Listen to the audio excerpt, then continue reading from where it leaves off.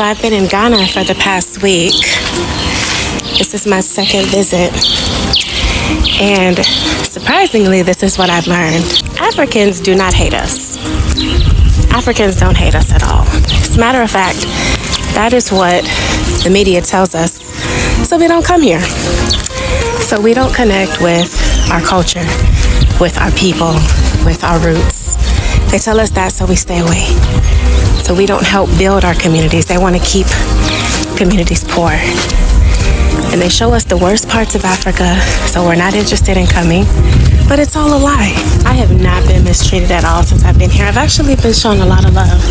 A lot of love. They love to see us coming back. Is there jealousy? Do you get side eyes from people? Yeah, of course. That's anywhere you go.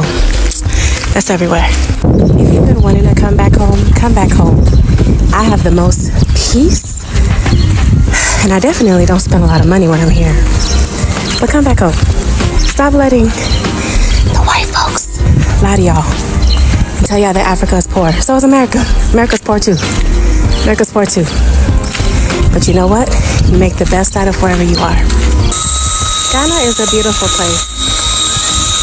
Don't let anybody just stop believing what other people tell you and just come experience for yourself. Beautiful communities. Come on. Just come.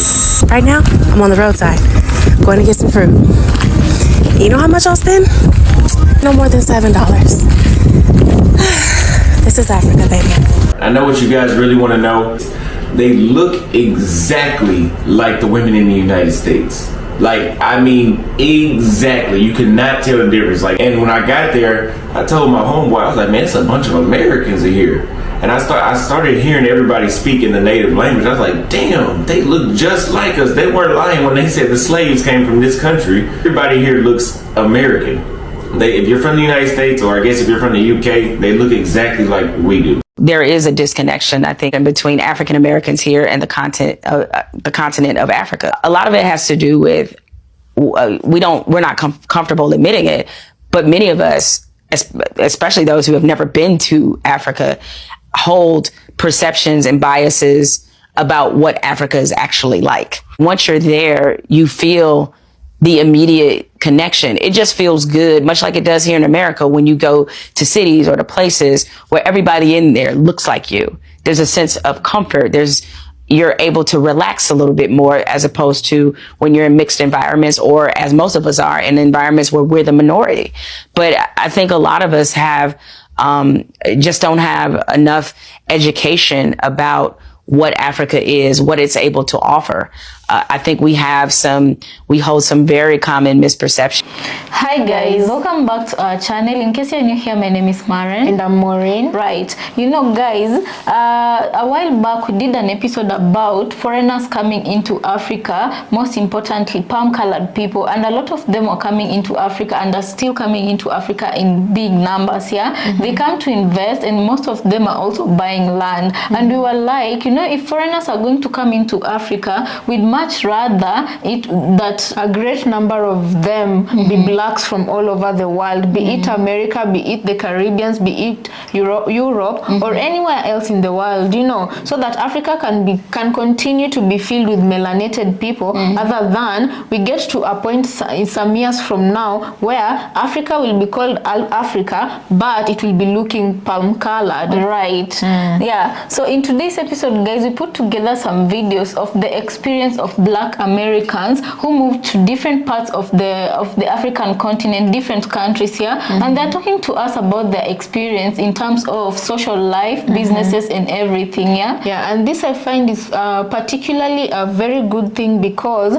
for a very long time, not only here in Africa but everywhere else, because most of us, we used to consume Western media, you know, it showed America as a land of milk and honey, a very beautiful land, you know, it showed the best parts of America. While in the same fashion, it showed the worst parts of Africa and how there was nothing but suffering in Africa. But when black people, melanated people from all over the world started coming to Africa, it not only helped YouTubers sell a good narrative of Africa, the true narrative of Africa, you know. Right, and that is when they realized the secret that palm-colored people were trying to hide from black communities in other parts of the world. Why? Because they wanted to be the only ones who knew the truth about Africa. Yeah, but guys, we don't want to talk a lot. Let's watch this video we prepared for you, and then we come back and talk about it. Remember to leave us your opinion on the comment section. Also consider subscribing if it's your first time here. Let's watch. The best decision I made, moving to Africa. Oh, they live in mud huts in Africa.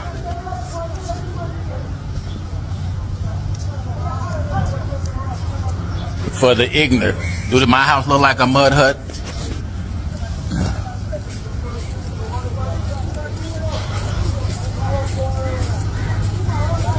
For all my family who want to invest in Africa, come on over. Best move I made. Separation for me. I don't have to live under Mzungus. Build my own, like Marcus Garvey and Malcolm X said. Tanzania, East Africa, Dar es Salaam. See? This is what life about. In your Aztecan land. Y'all better come home to Mother Africa. No racism, no stress. Chilling on my patio, looking at the palm trees, having a nice sip. This is what life about, baby. Let that America go. I'm Black American living in South Africa. Of course everyone greets me in isiZulu. I'm a Black American living in South Africa. Of course people always ask me where I'm actually from. I'm Black American living in South Africa. Of course life is easier when you're not a visible minority. I'm a Black American living in South Africa. Of course people look like a deer in headlights when I open my mouth and start speaking English. I'm Black American living in South Africa. Of course non-Black South Africans act differently towards me when they find out I'm American. I'm a Black American living in South Africa. Of course I've been asked how many inkomo, how many cows. Let's speak about Africa more. Real estate is one of the investment opportunities available. What else do you see? Everything. So tell me two more. Everything you want to be good at, you can do it In Africa. in Africa. Period. Any particular country? Listen, I'll give you an example. You can have spent 5 years in the city of Atlanta, Georgia, working on road maintenance and understand how roads are built. And if you come over here with some information and a little bit of money, in 5 years, you can be the biggest road civil contractor in the area. That is almost damn near impossible to do in America now. That's how open this place is for business. What will you sacrifice to get here and try to do that? That's up to you. This is why we moved to Ghana, because I feel safe with them out there. Walk carefully. Okay.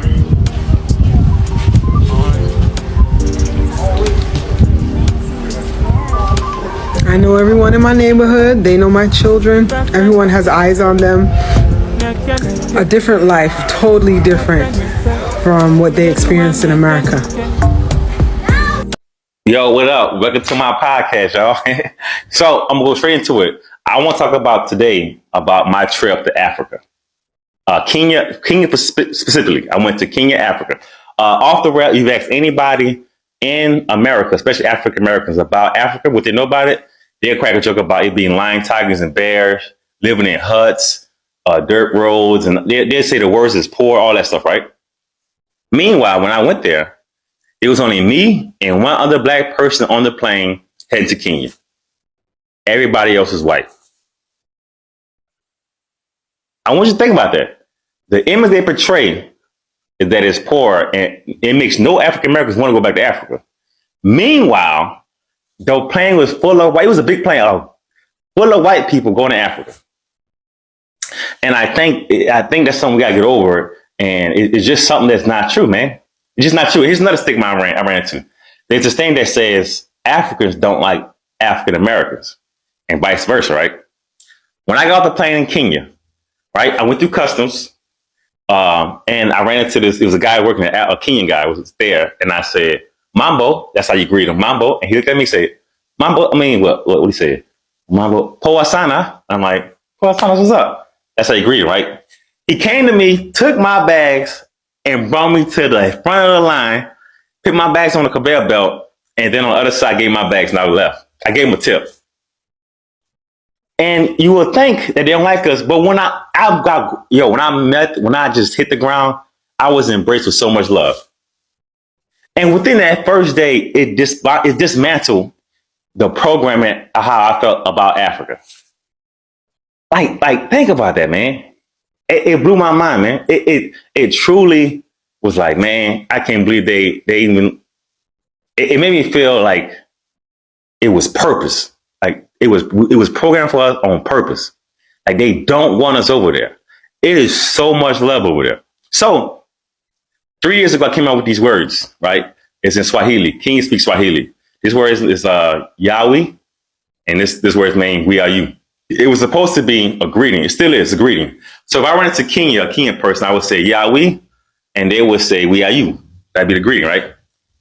The definition is in the name. It says you are we, and they respond with we are you. And it's meant to connect this disconnect about Africa and African Americans.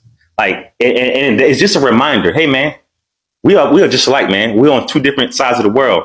We are just alike. So whenever you see anybody, whenever I do it, hey, Kenya Mambo, and I tell them, hey man, I got a word, Yahweh, and you gotta say we are you. You know what I'm saying? So, and I ain't even getting to like my experience in Africa yet. And just that one day just shattered it. The biggest mall I ever been to was in Kenya. When I tell you that mall was so big, and every mall is supposed to be big, but I think like 7 stories high. It was big. I'm getting lost in it. It's like a go-kart, like outside of it. Like it's like man. It was something else, man. So I'm doing a podcast now. You can find it on YouTube. I'm gonna do more of this stuff on YouTube now because I know TikTok. Time frame is like I'm gonna say when I do my videos on TikTok, it's like 2 minutes, and I can't really. I gotta be creative how I do stuff to keep people attention. Or at least on YouTube, I can just say my experience. You see more of a personality. So yeah. It's my YouTube page called Heavy Left. It's gonna be on the screen. Heavy Left. Okay, so I said I was going to come back and talk about this, and I was just on the phone with my brother and was really talking about how being in Africa this time around, still I have a new enlightenment, and it wasn't necessarily about the culture surrounding me. The enlightenment was about me, and really also trying to figure out, like, what is this Black experience that I'm having in Africa? And I was watching this other creator where she was calling Black Americans, so I think she was either Caribbean or African, and she was calling Black Americans her cousins. And I was like, that is kind of like the way to describe the feeling, right? Like, like you didn't grow up in the house, but you come here and it's like you belong here, but you don't really you don't like, you abide by the rules of the house, but you can go home, but you like being at your cousin's house, right? And so when they said that, I was like, wow, it kind of really opened my mind still to what is this experience I'm having as African American in Africa. And again, the only thing that the feeling or the thought that I have that I never thought that I would have is I am so grateful that I am African American, meaning I am grateful for the history of what happened to my people in America to make me who I am, and have the understanding that I have, and have the upbringing and the education and the understanding and the insight, but also having that African DNA to where I come back and I am connected back, but I'm also having like a cousin experience in a way, right? But all of it, you know, I think I think I said this before, my expectation was that I was going to, you know, be connected in a different way. But all it did while being here was make me grateful for being African American. And someone said the other day, like, oh, I would never want to trade places with African American, like all the stuff you've been through. But when I look at what America has produced in an African person, and it's built who I am, it's hard to feel that way, right? I'm not proud of,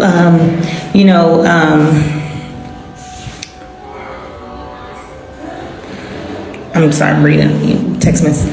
I'm not proud of what America has done, but I am proud of what America has produced in an African American. And so it is like I'm having a cousin experience in Africa, meaning I am still quite a foreigner. And then I started to like dissect the subcultures that I have even within just being in America. Like my family is Creole, they're from Louisiana. That Louisiana in itself has its own history after what happened to us coming to the Americas, right? And so it has its own language, its own culture, its own way of doing things. And even just, you know, connecting with my grandfather and seeing what the Creole culture has produced in him and how that is also influencing me. It is a far distance from what I would say happened here in Africa and what in my understanding and my exposure. But all of it still makes me grateful for being African American. And my neighbor asked me, he was South African, he asked me the other day, he says, if you could take it all back, if you could do it all over again, what country would you choose first? And surprisingly, I said I would still choose America first. Not for America, what it represents for most people, the brand and the glitz and the glamour, but even the grimy, gritty things that made hip hop, that birth hip hop, that birth jazz, that birth, you know, our beauty standards as Black women, and how our beauty standards influence the world. Like I see how our influence and what we do as Black Americans in America has influenced over here, and how, you know, and so he asked me that question, and I've just been sitting the last couple of days in full gratitude and fully embracing that I have dual aspects to me, and then there's some things here that I absolutely don't understand and don't connect with, and it is because I'm kind of like a cousin, right? But every day, day by day, I am understanding and embracing the idea that I am having a African American experience in Africa, which I feel like is one of the best things that could happen to a Black woman, meaning all the things that we have been working so hard for to attain in America is possible here in Africa. I know that it's like, what are you talking about? It's like, and I ran into a guy yesterday that's been here 30 years, a Black man from Georgia. And he told me that, he was like, it's hard. It's really hard to do business here. And I agree only in this aspect, in that the African American trained mind, right? Because I went to school for business, and I understand that there are some elements to success that we cannot skip. There is a level of transparency that we need. There's a level of accountability. There's a level of responsibility and tenacity that you have to run a business. And I would say my experience here is still kind of like, you know, there's still just a hustle aspect that keeps it not leveling to the point of other people, like the other foreigners here, like the Indians or the whites or whatever, right?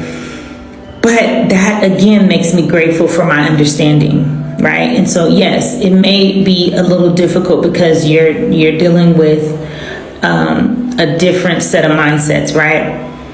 But it's also, I'm still like the cousin, right? And so I'm coming in with new ideas, new ways of doing things, and so far, I would say I've had some challenges, but let me tell you, I have had doors open for me too, that are pretty amazing, and I'm just grateful for that. I'm grateful for that, and so my experience has been it's like I'm still unpacking it, right? You see me like thinking through it because it's still so new, but there is a clear distinction between, for me, African and African American, especially the women, especially just, it's a clear distinction, right? And I wouldn't take it back. And I was also telling my brother, like, our mixture, because there is a mixture that happened in America with us, right? And so I understand how some people can say, you're not that African, right? We weren't born and raised here. But I can also experience at the same time the welcome home, right? Because yes, I am African. You could see it in my features, right? But the mixture and everything about America dealing with Blacks cannot be duplicated. Like, you can imitate the culture, you can put on the clothes, you can do all of that. But I was just at the mall in Santon and I heard an African American speaking, and I just turned my head, like, there's all these people talking, right? But inside of me, I knew that I heard an African American talking, and I literally turned around and I was like, where are you from? And that experience alone let me know that there is something to us as African Americans that can't be duplicated, that is internal with us. It's almost like a telepathic communication, even with us, no matter where we are in the world. I can hear my brother, not the African one, but I can hear my brother. I can hear the African American. I can hear the person that was made and built and bred in America that has an African descent. And so I think it's such a beautiful thing, and I'm still unpacking all of this, and I'll keep sharing it. So I'll talk to you guys later about it. So guys, welcome back. Let us know what you think about the episode we just played you in the comment section, right? Let me just start with the lady who was talking about how there was a big programming that was done about Africans not liking Black Americans and vice versa. Yeah? Let's just start with that point. Yeah. Right now, I feel like we are equipped to talk about this situation because we have met, we are fortunate enough to have met some Black Americans who've come into Kenya. Yeah. And one thing they normally tell us when we meet is that the Africa they met after they landed versus the Africa they were being shown or they were being told in America are two different things. And one, I'll shout out Sharifa and King Malia. We once interviewed them. One thing she said is that in America they always showed the poor side of Africa. And guys, I'm just gonna ask you one question. Why do you think that when they're talking about Africa to Black Americans, they're talking about the worst things, how Africa has conflicts, no peace, how Africa, when you come to Africa, you're not safe, you're gonna be kidnapped, all that, and then some, and then there's a brother who talked about how he decided to make a trip to Kenya, and in the plane where he boarded, he and another person, they were the only Black people in that plane. The rest of them were palm-colored people. So guys, I'm posing this question again, yeah? Why is it that if Africa is all that and then some that they said how insecure it is, why are they filling up a plane to come to Africa? Right, and this is a point where I say I really thank social media for its existence because when YouTube started to pick up in Africa, it wasn't that long ago, just a few years back, like maybe 2019 actually, it's when YouTube really took root in Africa, and I really thank God for social media because of YouTubers like Wodemaya. Some of you you might know him, Wodemaya, and a few Tayo Aina, African Tigress. They were the pioneers, like really in Africa, who showcased what Africa really was. You know, even to us as Africans, they'd show us different parts of the African continent. You know, and then through them we got to see the beauty of Africa and how Africa was so versatile. And it wasn't us only; other YouTubers also, like the ones who do reaction videos and you name it. You know, so through these YouTubers, you start getting information about Africa, and this is how Africa started telling its own side of the story out in the world. Right. And guys, can we just talk about how, because even as it's funny that at some point you live in Africa, but even you look at Africa as being poor, because also what you to think and what you see in TVs back then, what you saw on TVs and media is the same thing they were showing you. Children who lacked food, you know, the malnutrition children from different parts of Africa, and that is the only thing they used to show. So I feel like it's quite a good initiative that all of us are stepping forward to change this narrative, you know, and we want to find out for ourselves. You know, I find like this is such a good thing. And then there was a Black American who was talking about how it's quite easy for him to prosper in Africa, because in America, you know, the way they are treated, like you don't really achieve much. But when he came to Africa, he had some expertise. Exactly, with his experience being abroad and all that, and education, he came in. It enabled him to grow in his field. Exactly. So, and I'm saying these are the kind of things that they were hiding from the Black American community, and this way they up to date. They still don't want them to find out the truth about Africa. Yeah, right. And we do recognize that, as we always say, that everybody has different experiences, because I do acknowledge, much as there are exceptional cases like these brothers and sisters who come out to speak of a good experience they have in Africa, there are others who come out to speak of unfortunate situations they find themselves in. And right now is where I usually say and emphasize that if you're going to Africa, and not only Africa but any part of the world that has a country where you were not born in, do your due diligence, know the pros and cons of those countries, and then weigh your options before moving to that country, you know. Right. But one thing I feel like I'm happy about is that finally Black Americans are coming into the continent for themselves to get their own narrative. You know, the lady who spoke about them being cousins to Africans, that feeling, I felt like that was quite a good explanation, because like you know, if that doesn't explain to you, the only thing I'm just gonna say is that we have to all give each other grace, because we do recognize that Africans and Black Americans, we do have two different cultures, and we have to appreciate each other for that. You know, we have to appreciate each other for that. And also what she said about feeling like she's a cousin who's come to visit, that feeling is very warm and very much there, because I myself, we are Kenyans, right? When I do talk to someone from Uganda, I do feel like this is my long lost sister. You know, I don't know how many of you know Gracie, but shout out to Gracie. She's a YouTuber also. She calls herself Queen Penguin. So these are people from various parts of Africa that when you get to interact with them, you've never met eye to eye, but they speak different languages. They speak different languages from us, but through that communication, you feel the warmth of that other sister or brother, and you know very well that you might not be of the same mother, but you are of the same soil. Right. Guys, let us know what you think about this video in the comment section. And I don't know, my parting shot, I guess it will be to just encourage you, if you ever wanted to visit Africa, and if you're in a position to and you're still doubting, I'd just say do your research and make that trip, and then form your own opinion. Right? It's not a must for you to relocate to Africa or anything like that. Just visit. If you can afford a vacation to, where is this place, Maldives, if you can afford a vacation to Philippines, if you can afford a vacation to Brazil, if you can afford a vacation to Europe, Paris, Cancun, just make one to Africa a destination of your own choosing after your research, and then just form your own conclusion after you've met people from the motherland. Right, guys, most definitely I'd say right now it's just about that time where we have to put those false narratives behind, and we all have to, you know, do our best to unite and learn and unlearn what we've been knowing about each other, you know. Yeah, because one thing I can say for sure, and I think this will be my parting shot, is